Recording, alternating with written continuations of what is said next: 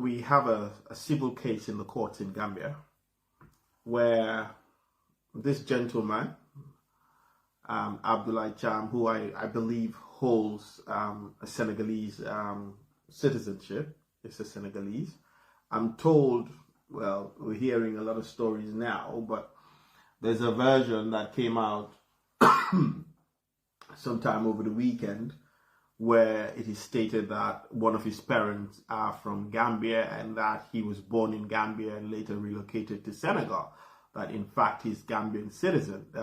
He holds a Gambian citizenship as well as Senegalese, as that of Senegal. So I don't know much about that, but all I do know is that what has been generally accepted is the gentleman is a Senegalese national. I don't know him. I think I've only seen a picture of him, so that's besides the point. Now, Aisha, we all know, is Gambian, was born in Gambia, raised in Gambia, and is a Gambian citizen. Now, we're told from what we have, from the information we have, is that Abdoulie Thiam decided to bring an action, a civil action, against Aisha Fati. And we are told that, amongst other things, some of the issues before the court, for the court to adjudicate upon, one of such issue was a break of some sort of agreement, a contract, as in, a promise of marriage existed at some point, and of course that did not materialize. And also that, yes, there were gifts, there were exchanges of gifts. I wouldn't say exchanges, so exchange of gifts, because I think it is more one-sided from one party to another than that is from Abdoulie to Aisha. And also there were business transactions, there were, monetary transactions that, and of course other materials like precious objects, stones like gold, diamonds, and other things, as we hear from the court sessions that were ongoing in Gambia. Now, from my understanding of the facts with regards to the case in Gambia, is that, and this is contrary to what is being said by both, by camps, that, Gambia, you see, one thing about Gambia is that it's very easy for people to set up camps, based on the little or no knowledge of all, at all of what they know or what they hear. It is based on the personality, based on who is involved, based on how much clout they can get. Sometimes people just get into it because it's being discussed, it's being talked about, it's the most heated, topic issue that is being discussed on social media. So they have to have a take, they have to have a say, they have to get on. But so you can hear, people saying that the guy is trying to take back all the gifts that he gave to this girl, to this lady, to Aisha, because there was a promise that, they would get married, but Aisha has backtracked on that. And instead, Aisha was actually seeing somebody else, dating somebody else. And in fact, Aisha got married to the other guy, to her boyfriend, and that the relationship wasn't sincere in the first place. The promise of marriage was never sincere. It was never there. Blah, blah, blah, blah, blah, blah, blah, blah. Now, the truth is, based on what is before the courts, based on the transcripts I have seen with regards to the court deliberations, with regards to the court sessions, that is not true. That is absolutely false. Because what I see, and I stand to be corrected if anybody has a contrary opinion or factual, view to this, please feel free to comment or to join in. But what he's saying that, okay, what I've given to her as gifts, I'm not asking for that. They're gifts. It was given. However, because of the fact that we were planning a future together, I was also looking at investing and setting up things, businesses together for the future. So these were futuristic plans on the sole conviction that this person would become my wife. Now, what I have given you during the subsistence of our relationship is a gift. It's yours. That's not what he's asking for. From what I have seen in the court document, that's not what he's asking for.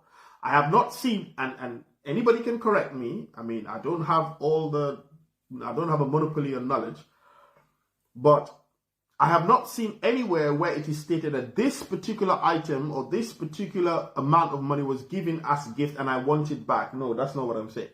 That's not what I'm saying. What I'm saying before the court is that what I have given you as gift, you can have.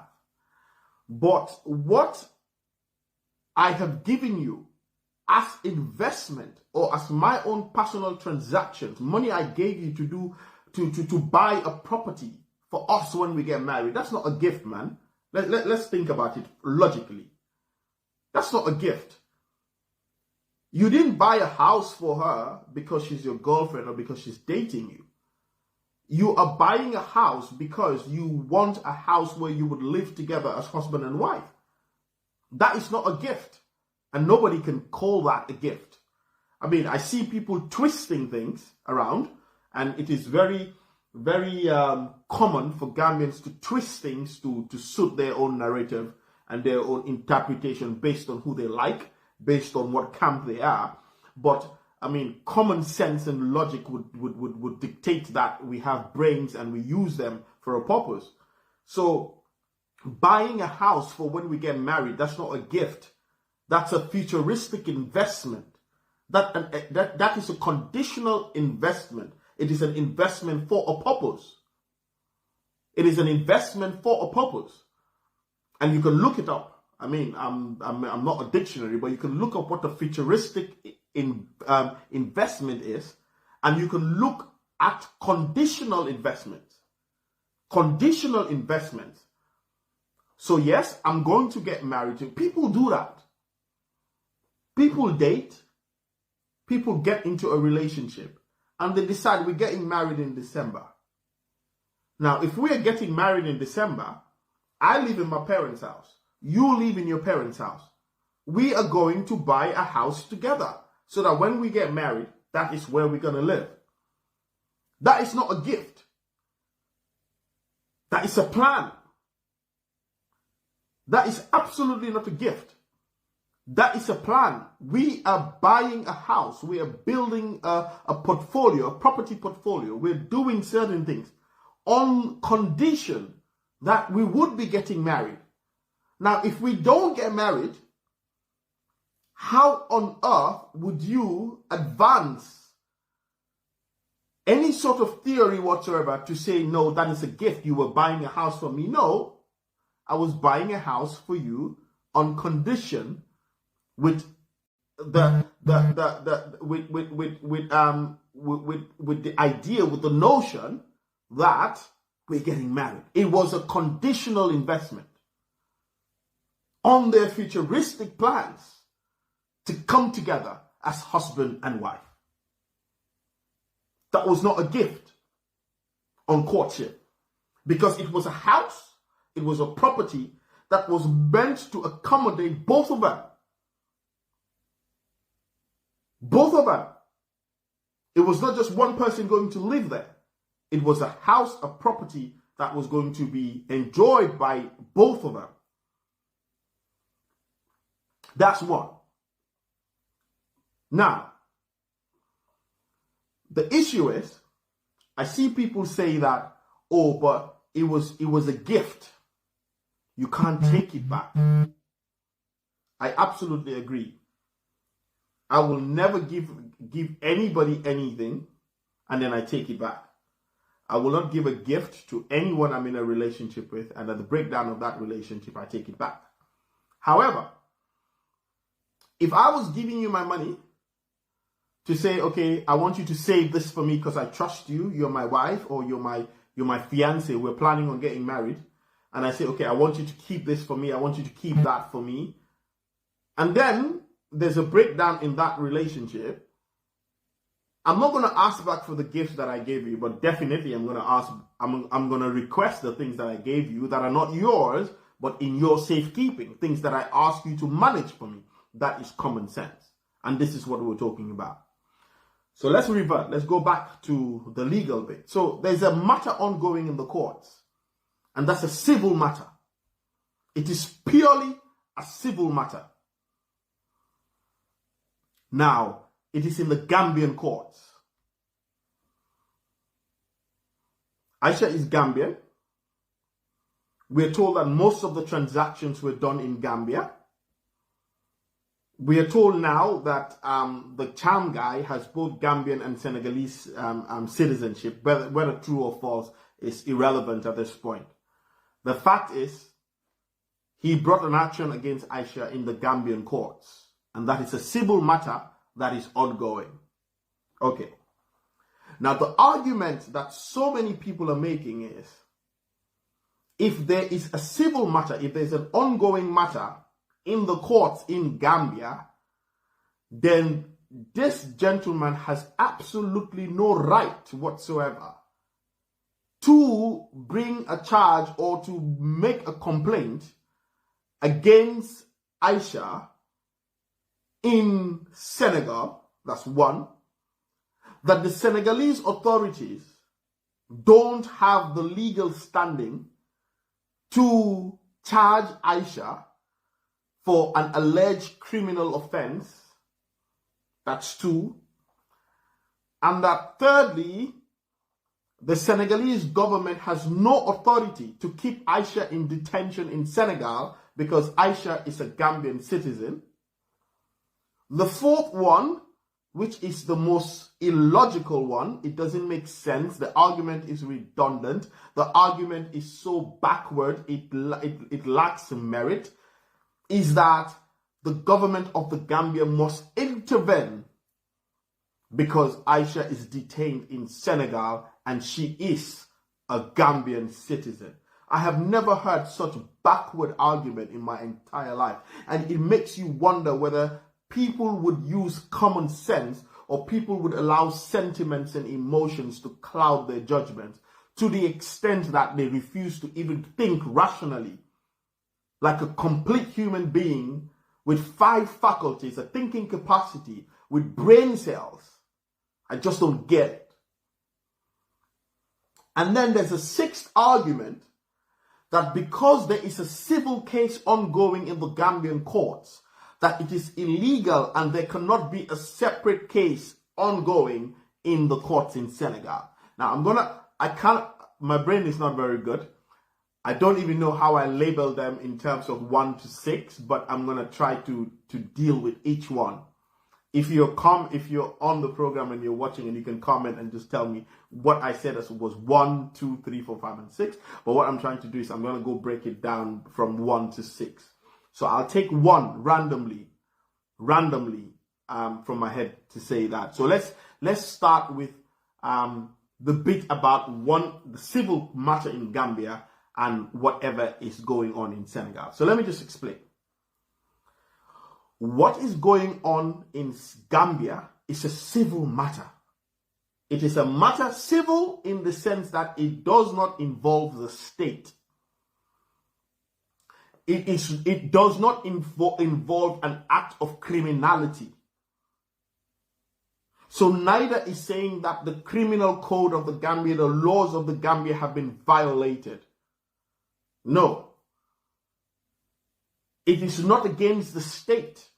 The state has got no business whatsoever in this matter. It is a purely civil matter between the Thiam guy and the Aisha lady. A purely civil matter.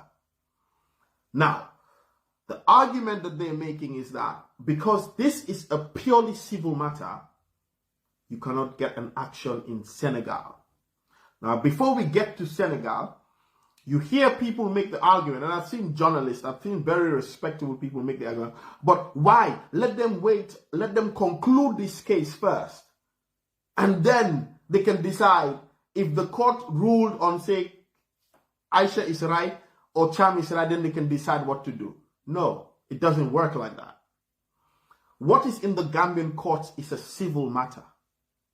Now, because you have a civil matter in the courts does not mean that a criminal matter cannot arise. It does not mean that the parties to the civil suit cannot commit a criminal offense. I'll give you an example, a clear example. Now, I'm just going to look at a random name that's watching. So let's say Sekou Mara. Sekou owes me $10. Now, Sekou has refused to pay me the $10. Refuse in the sense that I am fully aware that Sekou has $10. He has money. But he has just said to me that he's not going to refund me the $10. Now, I have the evidence. That, and I have witnesses. I have a trail that I can establish that, yes, I gave Sekou $10. And when I was giving Sekou the $10, it was for a loan. I take Sekou to the courts. Now listen, Sekou has not stolen from me. I gave him the money, albeit on the impression that it was a loan. Now I go to the courts. So this is between me and Sekou in the courts. Now, you know that is a civil matter that's ongoing. So now, because I have taken Sekou to court, and then we go to court, and then during the court session, Sekou jumps up and says to me that, says in court that I'm lying, that I never ever gave him any $10. So in court, I got so angry, so angry, that Sekou was lying in court in the presence of everyone that I never gave him $10. So remember, it's a civil case, yeah? So we go out of court, and then 2 days after, I see Sekou in one of the shawarma restaurants in Banjul in Gabby. I walk up to him, and I said, Sekou, I gave you my $10. And I saw you in court the other day, and you were saying that I didn't give you the $10. You know, that kind of thing. Before Sekou could say anything, I give him a very hot slap. He tries to get his balance, I give him a second one. Now, we know Cameroon, where they sell the shawarma and things. It's not far from the police station. Now, Sekou goes to the police station and tells the police that I just slapped him. Now, remember, I absolutely gave Sekou my money as a loan. I helped him. I took him to court as well. But what I just did, I just slapped Sekou. In law, I just assaulted Sekou. Now, I'm going to ask a question, and I'm going to wait for 5 responses, and then I continue. Now, would it make sense? Would it make sense for anybody here watching me, all the number of people that are watching me? I want you guys to comment. Would it make sense for me to say that because I have taken Sekou to court and there's a civil case in court, Sekou should not report the matter to the police that I have assaulted him? I have just given him 2 hot slaps, but Sekou should wait until the court determine whether he owes me or not, because I already have a case in court with him. Now, you guys tell me whether that makes sense or it doesn't make sense. I've just tried to break it down into the most simplistic form that is humanly imaginable.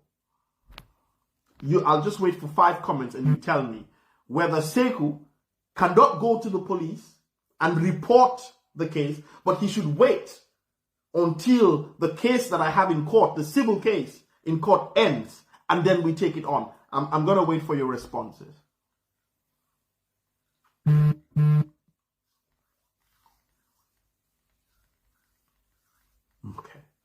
good. It doesn't make sense, right?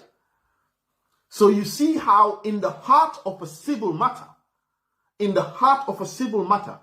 a criminal matter is born. One has the civil path, the other has a criminal path, and it takes completely 2 different dimensions, albeit it is the same individuals involved. It is the same individuals involved. Now remember, Sekou took my money. Sekou took my money. And I'm taking Sekou to court. That's a civil case. But Sekou has now reported me to the police, and the police are now charging me with assault. You know what would happen? Even though Sekou took my $10, Sekou would never be arrested because Sekou did not commit a criminal offense. I can only take him to the courts. I can only wait for the court matter to end, whether it takes 20 years or 30 years. I can just be patient. Now, in my mind, I'm saying, Sekou, you owe me my money. You took my money. I have to pay a lawyer to go to court to actually try to get my money back. But then all of a sudden, I just committed an assault against Sekou, and I'm the one that the police have now arrested, put me in a cell, detain me, and are going to arrange me in court and charge me for a criminal offense of assaulting Sekou, who we all know, if we were taking the civil part, owes me my money. You see how both the same parties, but a criminal dimension and a civil dimension has converged, albeit they're taking a different pathway. One takes the criminal justice delivery pathway, the others take the civil process. One is guided by the Civil Procedure Code, the other is guided by the Criminal Procedure Code. Two completely different matters, even though the parties are the same. The distinction is, when I assaulted Sekou, it is a crime against the state. Yes, I have wronged Sekou. The assault is against the person of Sekou, but I have violated the criminal code, the criminal laws of the Gambia. And therefore, even if I'm found guilty for slapping Sekou, Sekou can decide now to take me to the civil court. The criminal dimension is gone. He can still take me to court for damages, for causing him pain, for causing him dislocation, and for harming him. So you see how both a civil matter has now degenerated or stemmed or created a criminal matter. Now I'm gonna flip this argument, this analogy a bit. Now Aisha is going to court with Thiam. It's a civil matter. All of a sudden, it is alleged that Aisha is blackmailing Thiam to say that if you don't withdraw the case in the court in Gambia, I am going to expose your nude pictures, your nude videos. That is criminal. And the argument that some Gambians are making is that Thiam should wait for the outcome of the civil case and not make a criminal complaint. So flip the hypothetical scenario I created with myself and Sekou and see how that argument is so stupid and backward and makes no logical sense whatsoever. The two are not the same. So in that civil matter that is ongoing, a criminal matter is born. You don't wait for the civil matter to conclude before you take steps to address the criminal matter. You do not, because the two are not the same. They are not synonymous, neither can you use them interchangeably. They are radically different. So that is point number one, issue number one. If you've got what I said, can you just comment and tell me that you understand? If you have a question, tell me before I go to issue number two.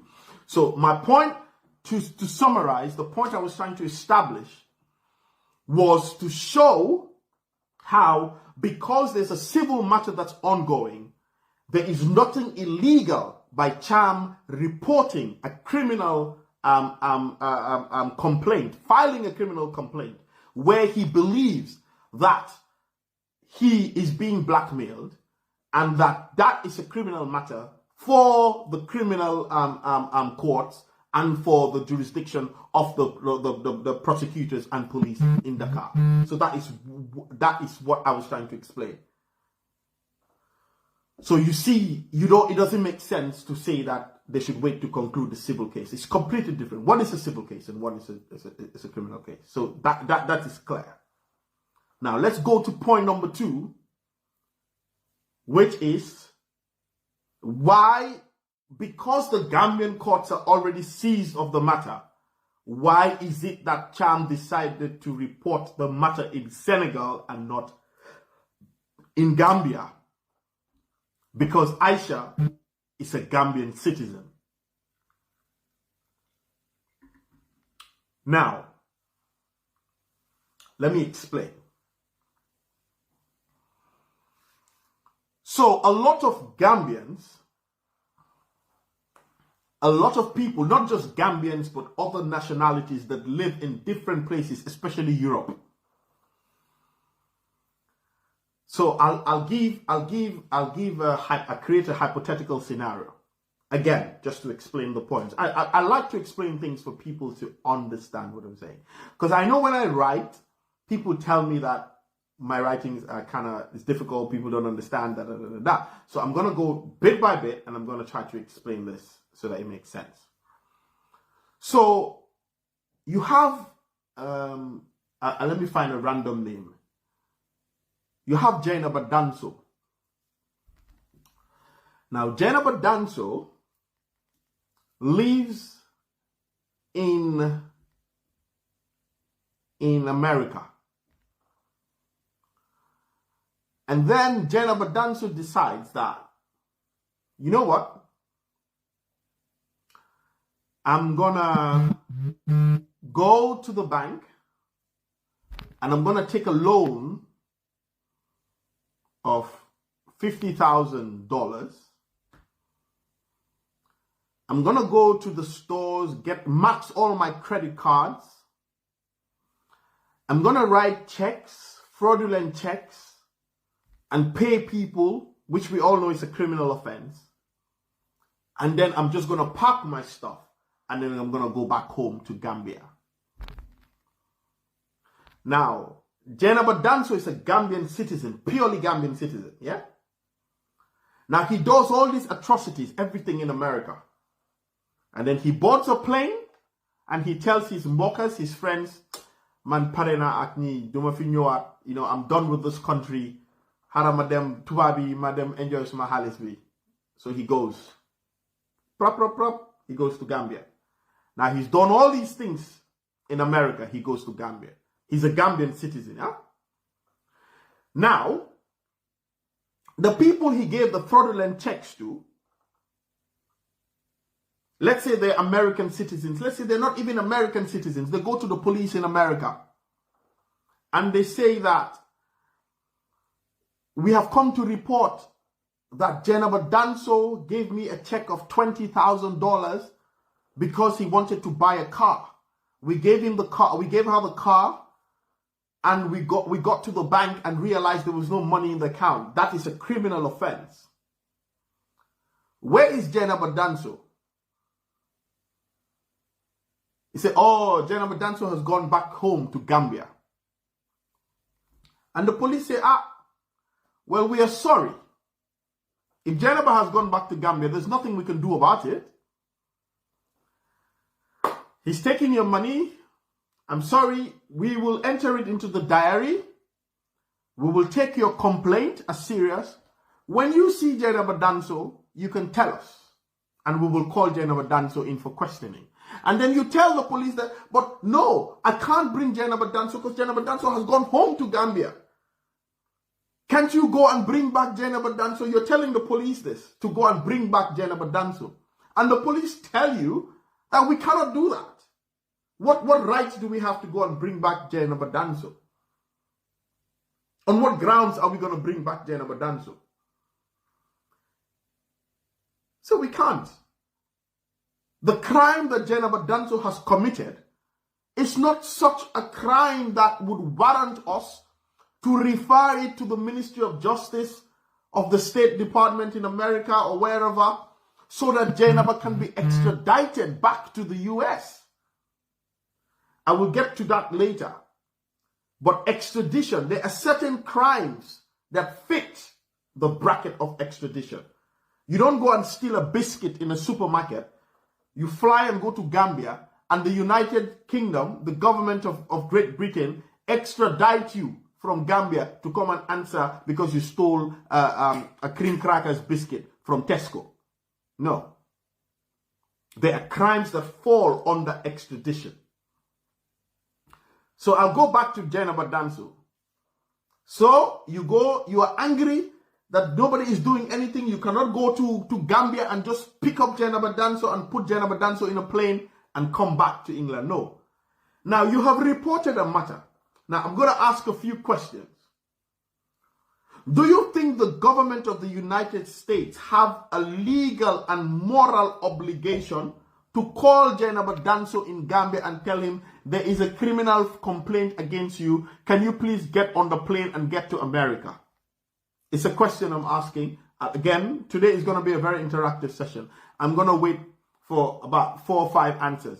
Do you think Jennifer Danso has gone to Gambia?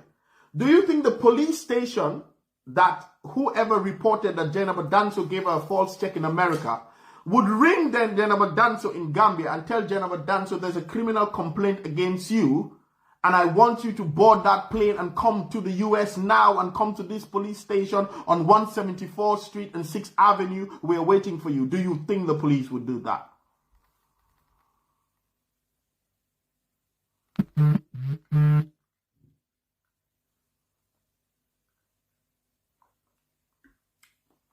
Okay, I've got 5 no's. So just logic, just common sense. You know the police will not do that.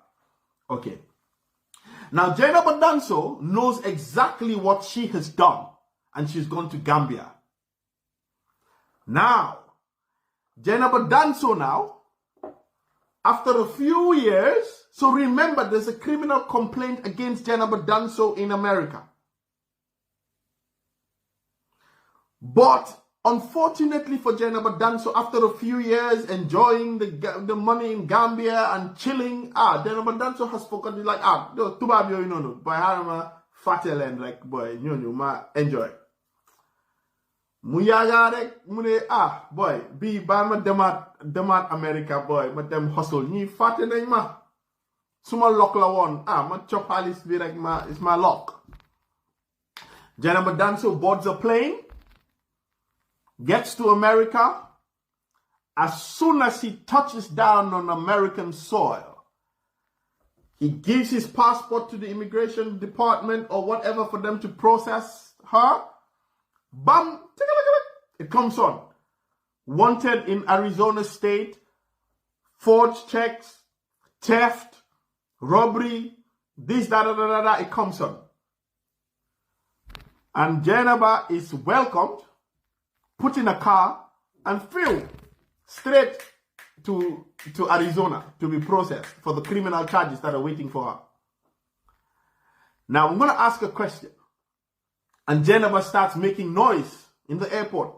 But I didn't know there was any charge against me. You should have told me. Because if you told me that they reported me, I would not have come.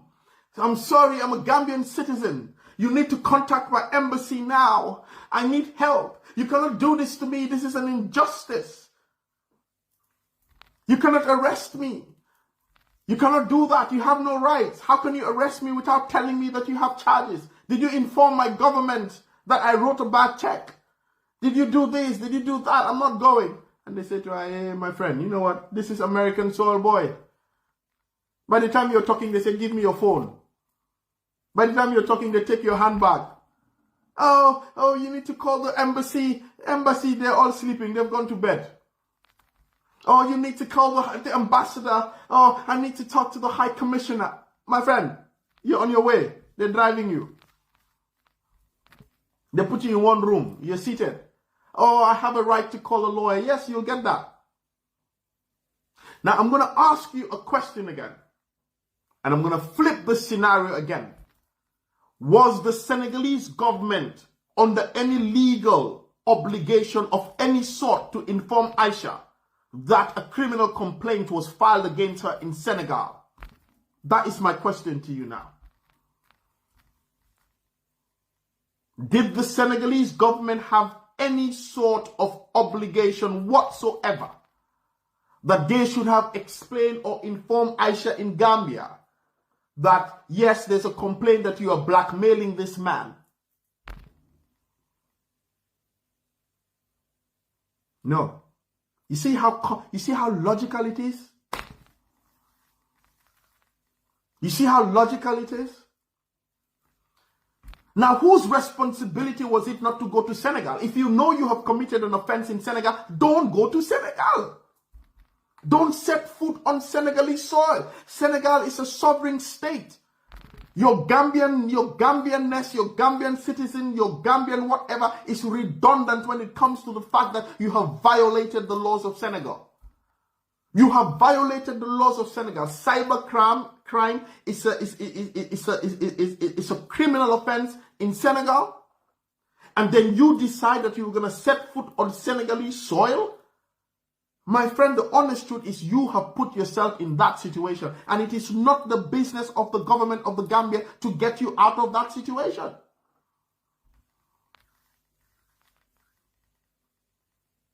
You know how many Gambians are in other countries and are serving time because they have broken the laws in those countries and the Gambia government does not intervene? The Gambia government can accord you diplomatic and consular services. They can speak to you. They can talk to you as a Gambian citizen, because regardless of the fact that you're arrested or not, you are a Gambian citizen.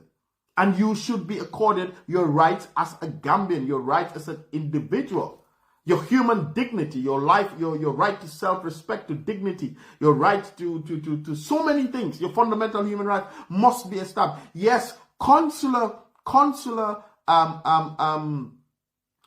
they could extend consular services to you. Make sure you're all right. Make sure you're okay. But the Gambia government is not going to involve and or engage the Senegalese government through diplomatic channels when a Gambian citizen is alleged to have committed an offense of such nature. How stupid, though. A government is not a Boy Scout. A government is not a scout regiment. It's not a band. You just don't get up and say, oh, the government must intervene. Intervene and do what? What is so special about a particular person committing an offense than Mamadou Balde and Aisha Bare and Lamin Toure and Melville Robertson committing offenses in other countries?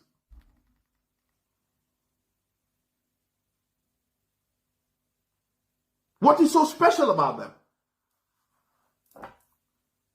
You think they are not Senegalese in Gambia that have broken the laws of Gambia, who have been tried in Gambia and sent to Gambian jails, and they're Senegalese citizens? You think so?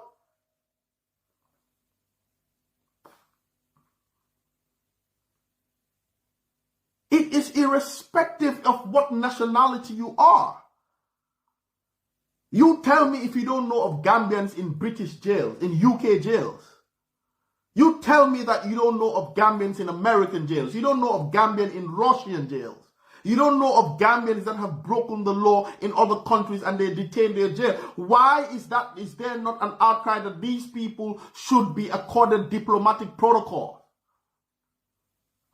What is so special about this case that this particular individual should be accorded diplomatic protocol?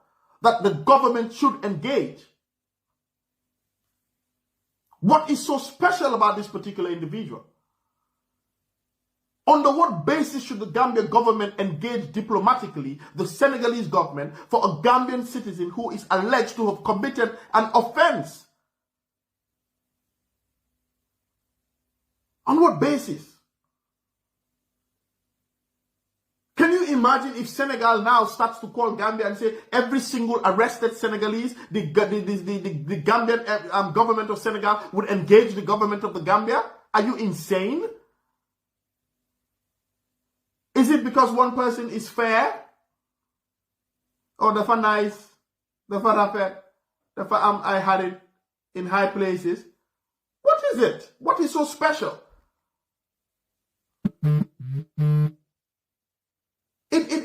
for me, it defies logic. I don't understand. And I'm trying to make somebody make me understand. Why should the government of the Gambia intervene in this matter? On what basis? In fact, the Senegalese government, if that is redundant.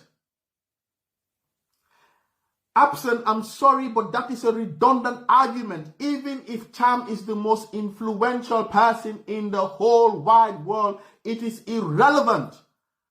Governments don't operate in that way. You don't intervene because of personalities. You don't. So because Thiam is influential, are you going to go to the Senegalese government and tell them Thiam is influential, so I am sure that Thiam is bribing you? You think that is how governments speak and relate to each other? If the government of the Gambia was to do that, don't you think the Senegalese would go back to the government of Gambia and tell them, you think we don't have integrity? You think we don't have integrity? Are you accusing us? Are you saying that the influence of Thiam can derail our entire justice system in Senegal? Do you think Senegal is a club, is a nightclub in Sukuta? What would be the basis of engagement? Diplomacy is not just about doing things. There has to be a groundum. There has to be a basis from which the conversation would stem, would flow. What would be the bargaining chip? What would be the negotiating point?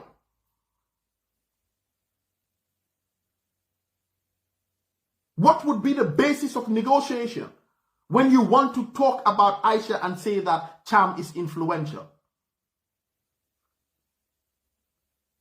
So you see how the government of the Gambia doesn't make sense? Because if the government of the Gambia were to engage the Senegalese government, then if Melville is arrested in Senegal, you would expect that the government of the Gambia would also, through diplomatic channels, engage the government of Senegal. And then the Gambia government will start to expect that when they arrest a Senegalese citizen in Gambia, the government of Senegal will intervene. So what we will see is that every Senegalese citizen that commits a crime in Gambia would have to be accorded a diplomatic protocol, accorded diplomatic rights and privileges, and then whisk over to Senegal. That makes no sense. So I hope I've adequately explained point number 2. Can I move on to point number 3?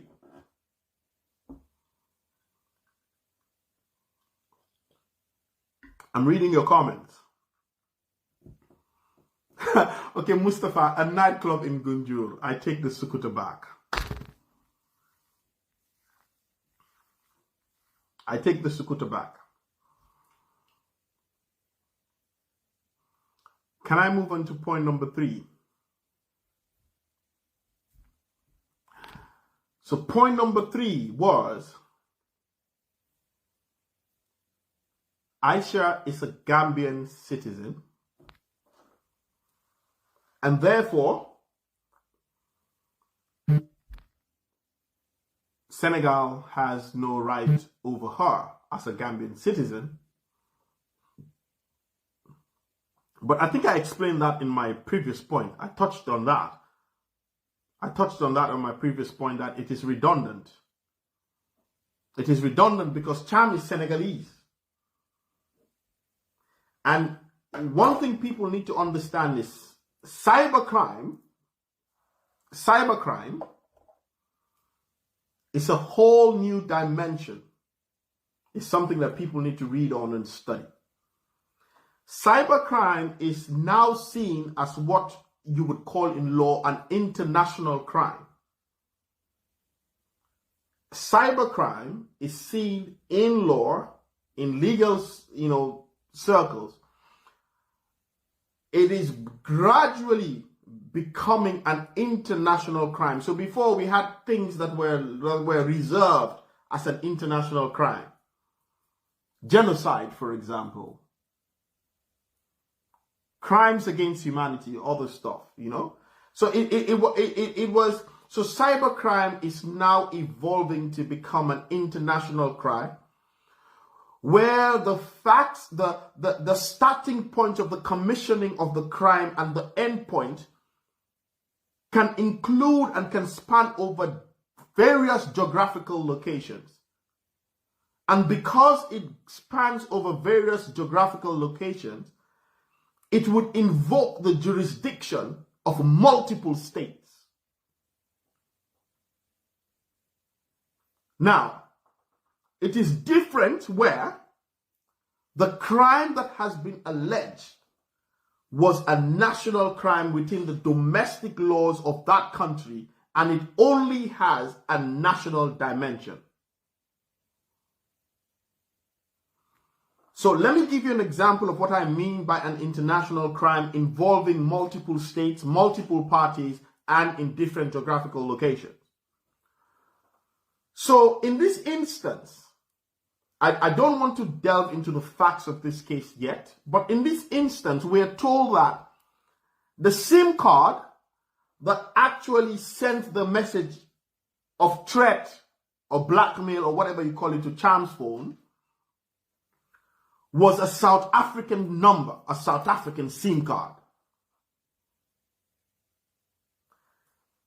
Now, remember, because of technology, that South African SIM card could have been registered on WhatsApp, but the individual sending the message could have been in Gambia. I'm just giving an example. So you see how the jurisdiction of South Africa is invoked and involved in this matter. And then it goes across the Atlantic. You now have a person who's Gambian allegedly using that. And maybe that particular video that was sent via the South African number, I'm just giving examples, was sent by a person living in Ghana. And maybe the person that has the video in Ghana, somebody in Gambia supplied him that video.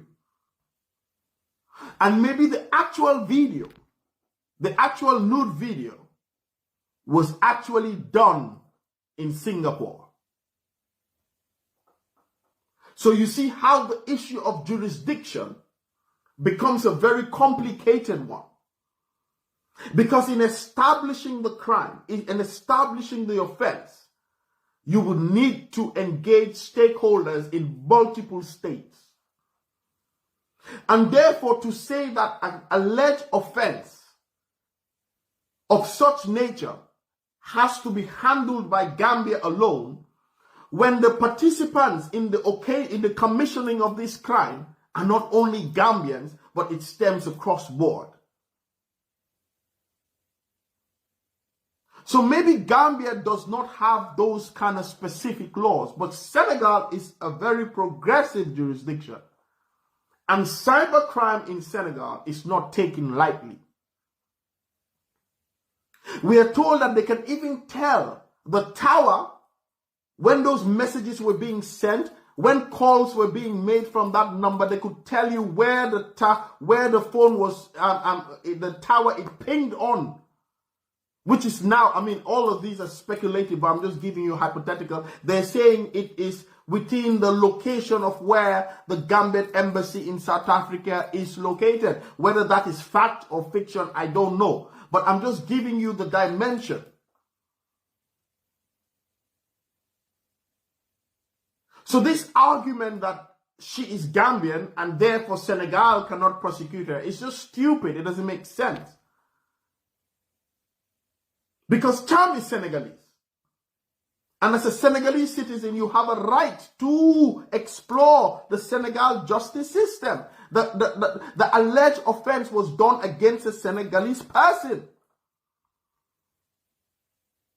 If a Senegalese had offended any Gambian and that Gambian makes a complaint against the Senegalese in Gambian soil, no Gambian will go online and say this is a Senegalese, you cannot make a complaint against her in Gambia.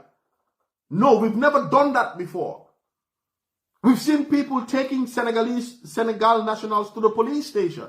We've seen Senegalese nationals being taken to a court for violating our laws. We've seen them being sentenced to serve time in our jails. And these are Senegalese citizens. There's not been a single time that people would go out and say, these are Senegalese, take them back to Senegal, let them be tried in Senegal. It's never been done, so you cannot use that same argument because this individual is a Gambian. It does not make sense. You cannot use it. There has to be a basis of everything. And there's absolutely no basis whatsoever in this regard.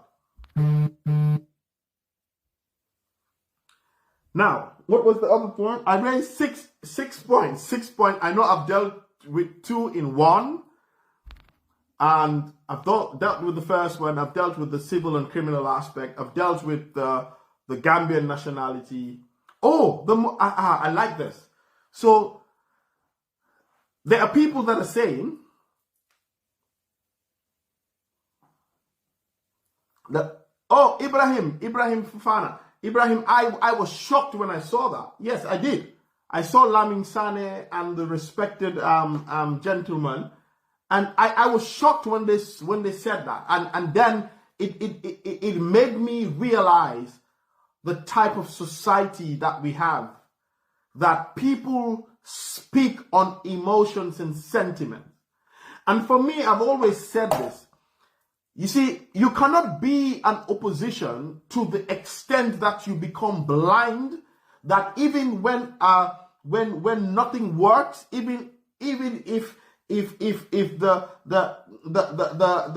sun gets hotter, you blame it on the government. It makes no sense, because at the end of the day, the right thinking people in society would not give you any sort of relevance. They listen.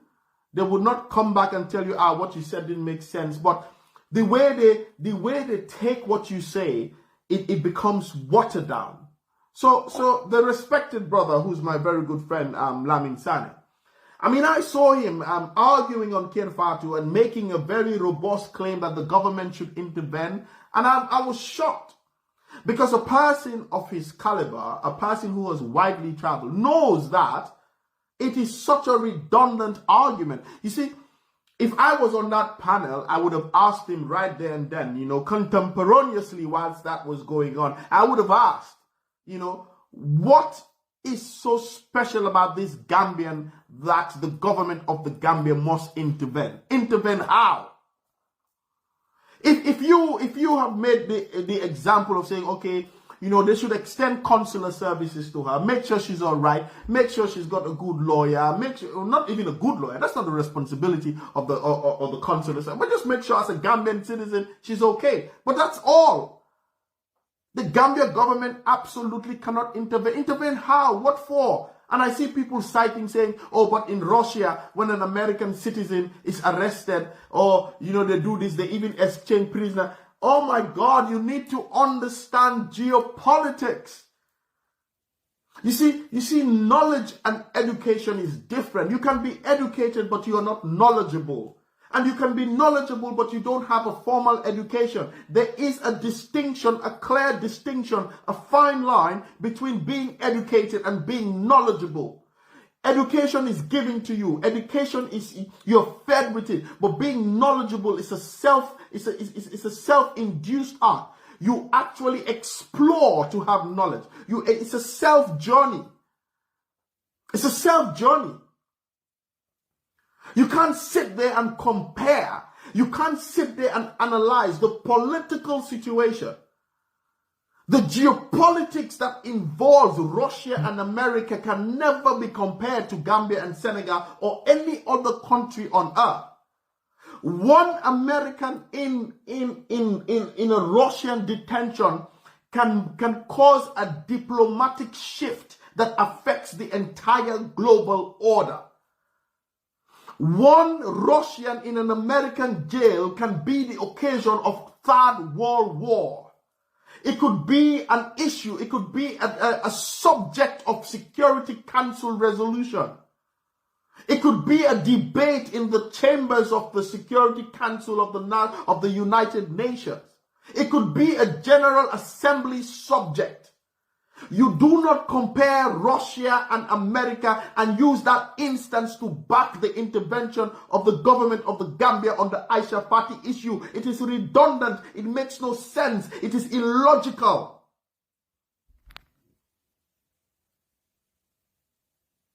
It means you do not read. You're not widely read. It means you don't understand politics. You don't understand history. And you don't take these things into account. One American citizen in a Russian detention center can cause a diplomatic engagement where they will bargain. A whole diplomatic sanction could be leveled against either state. You don't compare. The two are not the same. They are not the same.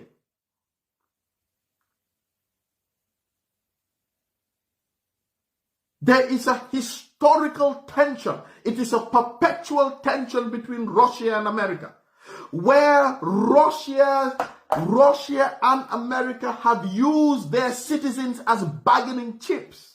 They have used their citizens as pawns to make policies, to make governmental federal policies, to make laws. The same is not of the Gambia and Senegal. So comparing that to Gambia and Senegal is such a redundant comparison. It holds no element of logic.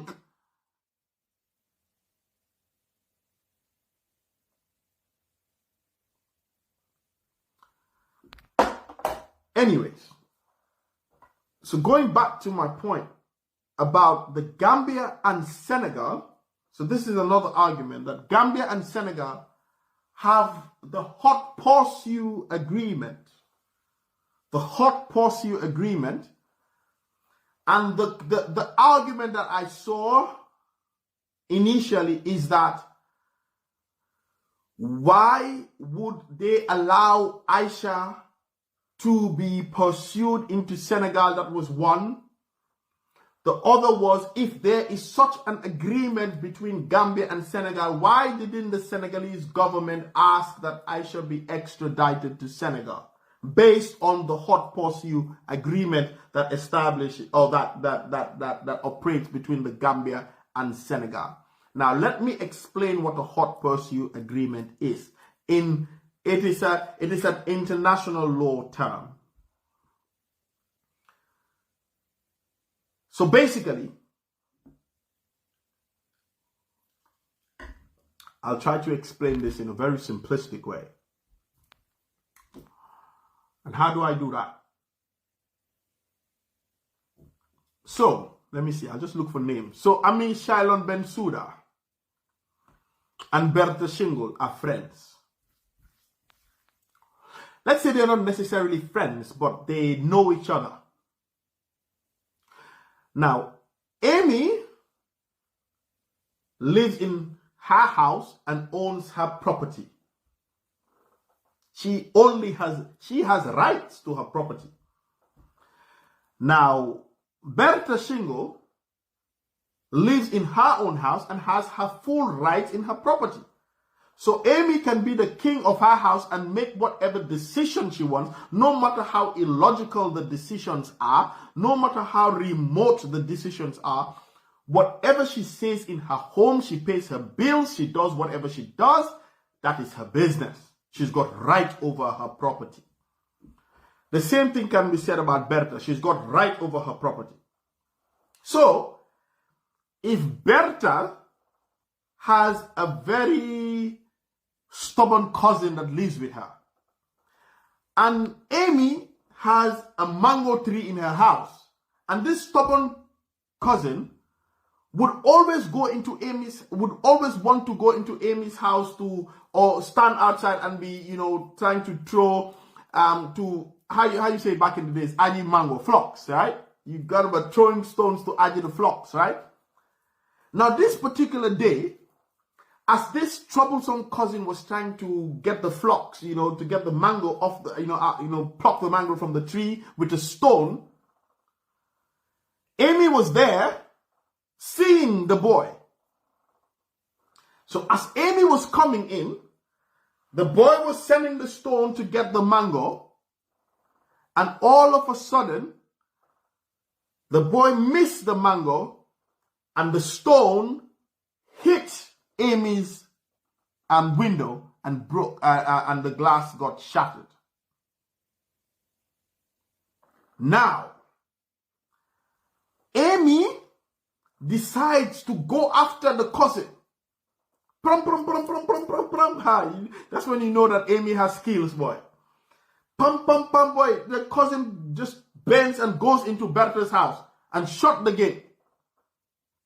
And then Bertha says to Amy, Fisuma kerra de bulfi duga de sofi duga direla door bohame emal fofu de fi mom the hardcore see merabi see BTB. You know, we've seen that in Gambia. They will tell you hardcore see merabi tu fi de fisuma kerra hardcore fofu. And then Amy has to hire fofu because this is Bertha's environment. That is Bertha's sovereignty. That is Bertha's right. Amy has no right whatsoever. It is a criminal trespass if Amy goes into Bertha's house. And you know, by the time Bertha, you know, these Aku people, they come out of the window, hey, Buffy to go. Amy has to stand outside.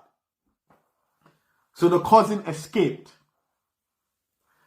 Now, a few years down the line, Bertha and that cousin, you know, they did not get along, and Bertha now goes to Amy and says, you know, Amy, hanga lala. Sunyo wate fofu no muy Dr. Mango. Man bala johra bi dugal suma ker nga dog gatambi. Bupa. Topa ko mu dugal suma ker nga topa ko mu dugal suma bedroom bi nga topa ko suma ronlal nga nyaf ko buba. That is exactly what a hot pursuit agreement is. Senegal is a sovereign state. The Gambia is a sovereign state. And the hot pursuit agreement says that if you are having a situation where a person is alleged of an offense and you are pursuing that individual, they go across Gambian borders. The Gambian authorities have the right, based on the hot pursuit agreement, to enter into Senegalese territory and apprehend the individual. It must be on the moment. It must be on the heat of the moment. The pursuit has to be active. The nexus must not be broken. That is what a hot pursuit agreement is. A person commits an offense, be it Senegalese, be it Gambian, be it whoever in Senegal, and to evade the Senegalese authorities, the Senegalese security, they're running into Gambian borders, into Gambian territory, where ordinarily the Senegalese would not have a right to come into Gambian territory. But because there's a hot pursuit agreement in place, they can do so based on that agreement. But the point is, what you have to establish, that is why it says hot pursuit. Like, how you say that in Wolof? Like, Rite, Yanko Rite boy, Rite Butanga. Hot pursuit. I said how to explain Wolof. Rite Butanga, Yanko Rite. You cannot wait. So, Amy cannot wait when the cousin gets into Bertha's house 4 days after and you say you're hot pursuing. Like hot, lan more tanga. Like hot, very pursuit. Like Rite. No. The hot pursuit agreement has to be contemporaneous. It has to be done simultaneously as the chase and everything. At the moment, at the spur of the moment, at the heat of the moment. That is what is between the Gambia and Senegal. So back in the days, if a criminal, you are chasing somebody, they go into Senegalese border, they can stand in the Senegalese border and tell you, hey, mate, ngobi, and stuff. You can't do nothing because that is Senegalese territory. Senegal is a sovereign state. A Gambian police cannot just go and effect arrest in Senegalese soil. Likewise, a Senegalese police cannot go into Gambian soil and effect an arrest. So that is what a hot pursuit agreement is. So the issue about the hot pursuit agreement that people are saying, oh, Gambia, there is an agreement, it becomes redundant. Come on, Rite, Aisha. Aisha can Rite would call. Aisha went into Senegalese territory. She was on Senegalese soil. So you cannot invoke the hot pursuit agreement in that instance. You cannot say that, okay, they have a hot pursuit agreement, so Senegal must call Gambia and say that let Aisha come. No, if they do that, it would be an extradition. You would have to be extraditing Aisha to go into Senegal because Kenya could rete Aisha. Ken Toput ko. So the hot pursuit, the tanga, rete is non-redundant. Nekut fa. So do I don't know how to say it, sir. Anyways. You cannot do that. So that argument does not come into play. Now, people have made the argument, but, this hot pursuit agreement, it is only Senegal that is benefiting, Gambia is not benefiting. That is a redundant argument. In every agreement, in every contract, one side benefits more than the other. One side benefits more than the other. If Gambians, you cannot manufacture criminals running from one side to the other. If Senegalese are always having people that they're pursuing, you expect the government of the Gambia to start pursuing people blindly so that they can also engage and explore and gain from that agreement. If the government of the Gambia feels, or the citizens of the country feel that it has gone to an extent where the Gambian side is not benefiting from the hot pursuit agreement, let them revisit the agreement. The agreement is not carved on stone for eternity. Let them go back and say, you know what, this agreement does not favor us. As citizens are complaining. It seems all you do is come and arrest Gambian citizens. We want to revisit the terms of this agreement. The agreement is not carved in stone. But you do not expect that because there is an agreement in place, that whatever Senegal does, the Gambia must do. No, it doesn't work like that. In every international instrument, agreement that you have, people benefit from more than the other. The Gambia is a member state of the United Nations. It's not, Gambia is not benefiting from the UN system as much as the United States, as China, as Russia, as France.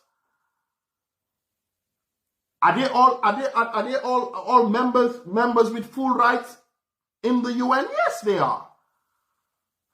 So if you feel that the Senegalese are benefiting more from the agreement, then the agreement has to be revisited. The terms of the agreement needs to be looked into. And of course, I feel initially that agreement was hastily done. You don't get into such international agreements that have ramifications on the security sector and apparatus of your country and haphazardly just go through it and get it signed, sealed, and delivered. I think the situation back in 2017, 2016, when Jammeh was leaving and Barrow was coming in, was a bit volatile. It was a bit different from what we have today. So yes, that agreement, I believe, has to be revisited. It has to be looked at again. The terms looked at in a way that is, you see, in diplomacy, everything has to be at a comparative advantage. So you have to look at it again in a way that both the Gambia and Senegal are benefiting. And not only benefiting, but there are tangible benefits that could be actually, seen and detailed. Now, I guess that makes sense. So you understand the bit about the hot pursuit agreement. I know I've tried to explain this in the most simplistic of ways. So I guess just think about it. Every time you think about a hot pursuit agreement, just think about Amy, Shylon Bensouda, Bertha Shingo. They both have their respective homes. One cannot go into the other, but suddenly they decide, hey, you know what? Yes, you can come into my house. That is the agreement. That's a hot pursuit agreement. Why? Bulharbe nyeti fan nga ñoo nga ne nga oksata ka lolu hot pursuit dafa wara tanga rite bi dafa wara tanga rite bi musaf yang ko topa mu nge daw mu nge yugu yang nge dem pam nga jappa ko nga ñëwaat nga isa ko nga isi ko sa kër lolu la. So let's move. Now, I think I've addressed that issue. Which one is left? Which one did I leave with regards to this issue? It was 6 points I had at the start. I've done the bit about the civil and criminal matter. I've done the bit about the hot pursuit agreement. I've done the bit about jurisdiction, her being Senegalese. I've done the bit about cybercrime being an international crime. I've done the bit about. I think I've done quite a lot. I think I've addressed all of that issue. So basically, now we need to understand that it will be for the because the Senegalese justice system is different from that of the Gambia, and we have the common law system. Their system is different, and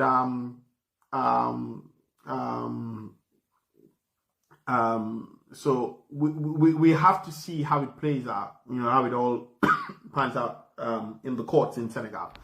Now, I believe absolutely that because the thing is,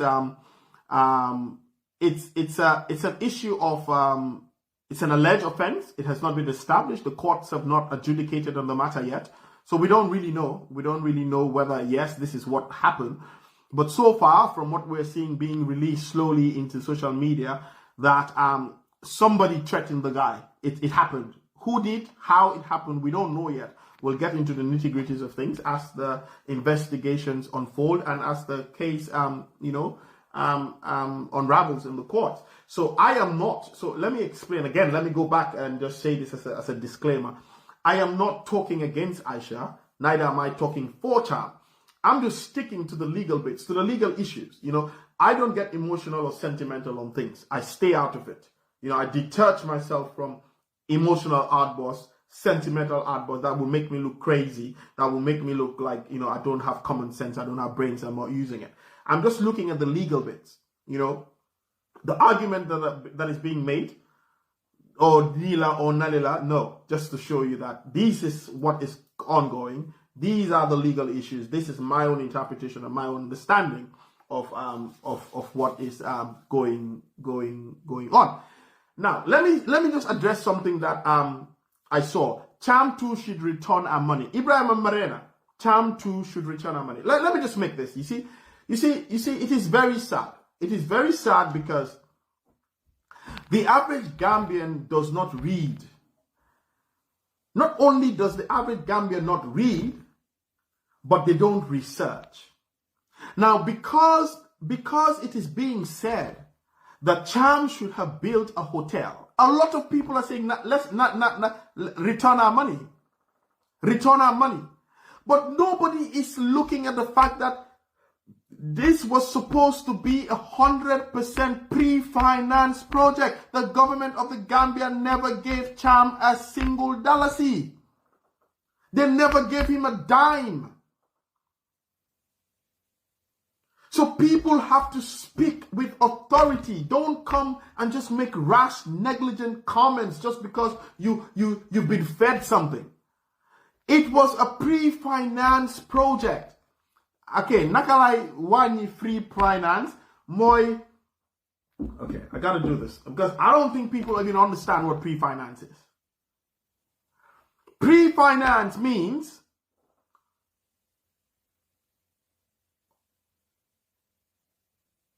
Okay. Hamga, I'm going to speak in Wolof. Hamga needed def, Ibrahim, Gambia government never gave him gave him a dime. They didn't give him any money. And what they agreed was Cham will put his own money, he will build a hotel, and certain percentage would go to him, certain percentage would go to the government of the Gambia, and they will pay him slowly. But they never gave him any money. Nobody gave Cham any money. He doesn't have your Gambian money. If you want your Gambian money, just look around the people that are spending your money lavishly, driving expensive cars, not going to work, not doing nothing. Those are the people you should ask for your money, not Cham. Cham did not take your money. They did not take your money. Now, let me explain. So what pre-finance means is like, okay,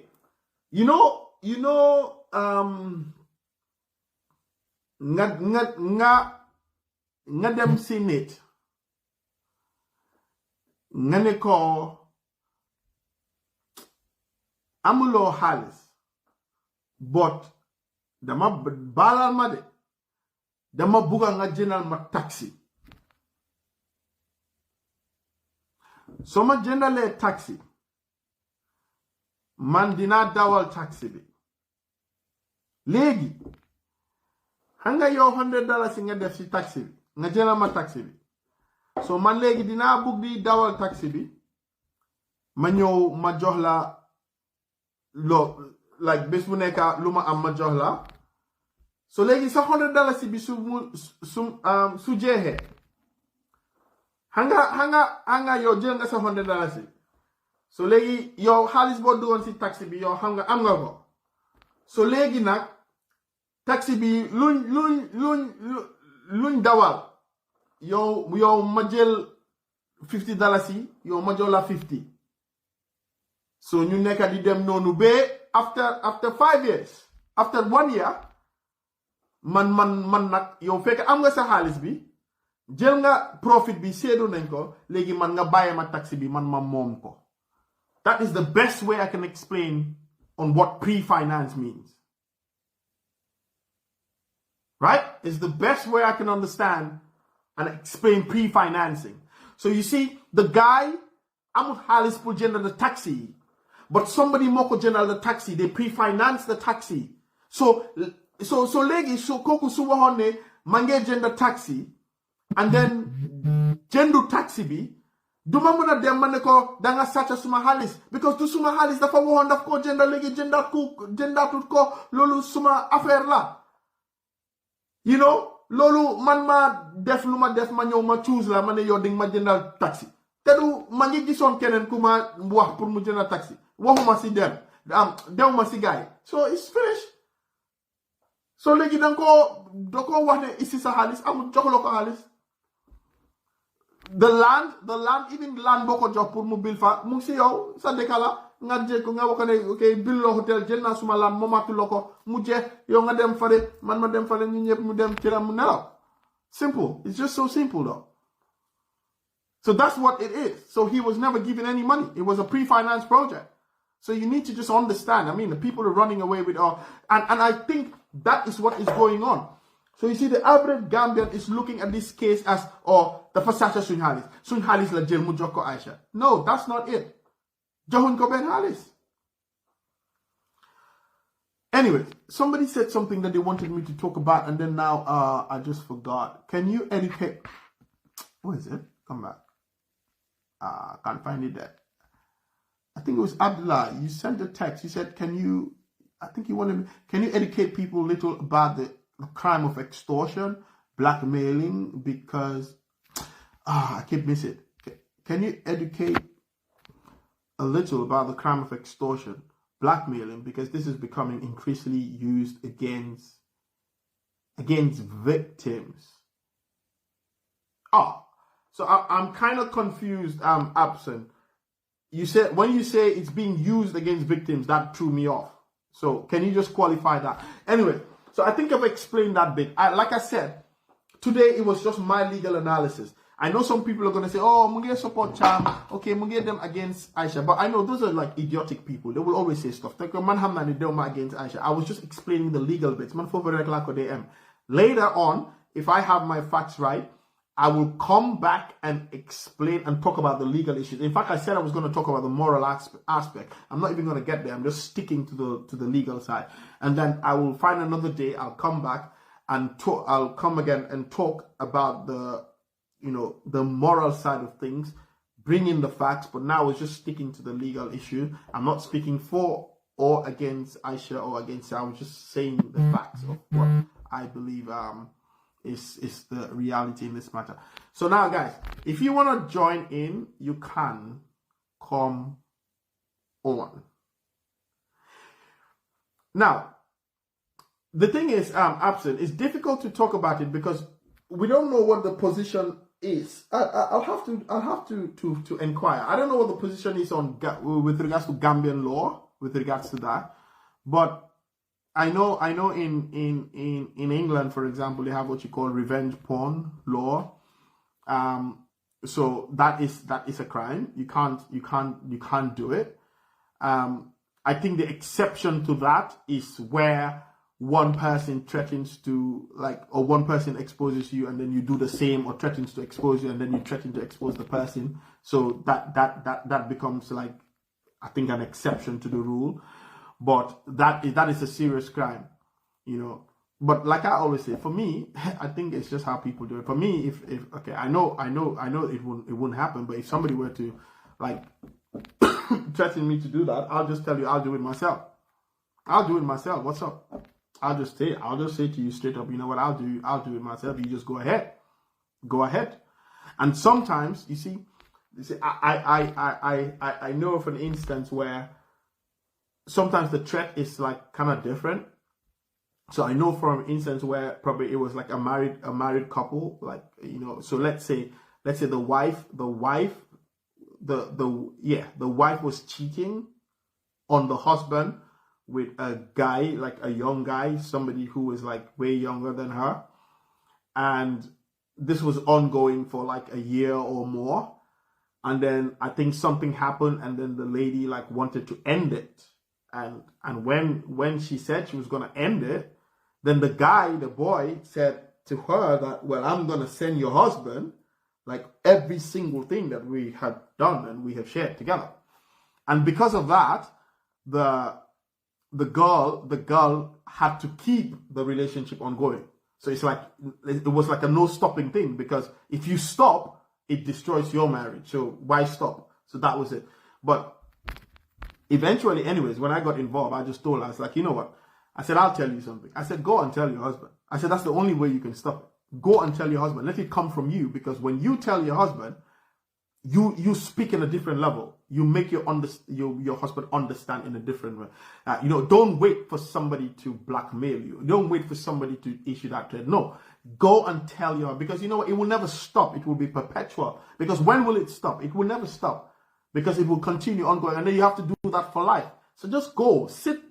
It's human, and it's a give and take. Yeah, they either forgive you and take you back on, or it's okay, no, I'm never gonna. But when it comes from outside, then it's a whole different dimension. But the fact is, you can get help. You can actually get help, because I know in the Gambia, for example, if that is happening and you go to the police will take action. If you're anywhere else in the world and you go to the police will take action. The thing is not to fall for it. Not to, for example, Cham. That is a classic example. So if it was another person, they'll be oh, he's scared, or the Farus, he's a big man to say that, or he's engaged in such things with Aisha. But guy they neck on, and they can do things. That is there. They're two adults. They're two consenting adults. It's nobody's business. So Cham, wasn't scared. Cham said, okay, fine, I'll go to the police and I'll make it a report. Obviously, so they were blackmailing him. Musuno expect ne Cham, with his status in society, would want to go to the police to say, yes, this girl has my nude pictures and nude videos. Because then you're maybe Cham would be embarrassed. But he didn't do that. So now what you see, Cham, by reporting it, has stopped whatever is going to happen. Because even if Aisha, allegedly, man is true there, but even allegedly, if Aisha or whoever wanted to do that, now that the police are involved, they won't do it. So always, my advice is always go to the police and get help. Go to the police, report it, and get help. That's the best advice I could give on that issue. So yeah, if you wanna join in, I'm gonna give it another 5 minutes. If you wanna join in, let me know. You can just add and join, and then give your own contribution. But I think I've kind of explained, and I'm done with that bit. If there's anything that I left out that anybody is confused about, just send me a message, and I'll crack on with it. But thank you for your time. It's always very engaging doing this thing. And I hope, we're all learning from each other, and that we get to understand things and just don't run with things. Because, I've seen that happen so many times. It happened to me, So I'm a living example of that. People just listen to one side and they run with it. And then after they know the truth, they come back, oh, Balalma, sorry, Teimoka won, hanga. It's just because you have brains and you got to use it, and people don't use it. So let's see. That's what it is. Okay, so I'm just waiting to see if there's anybody coming in. If not, then we'll just end this today, and then I'll do another one maybe over the weekend. Can someone be arrested on civil charges? Yes, it depends. So, for example, it depends on what it is. So, for example, if the court gives an order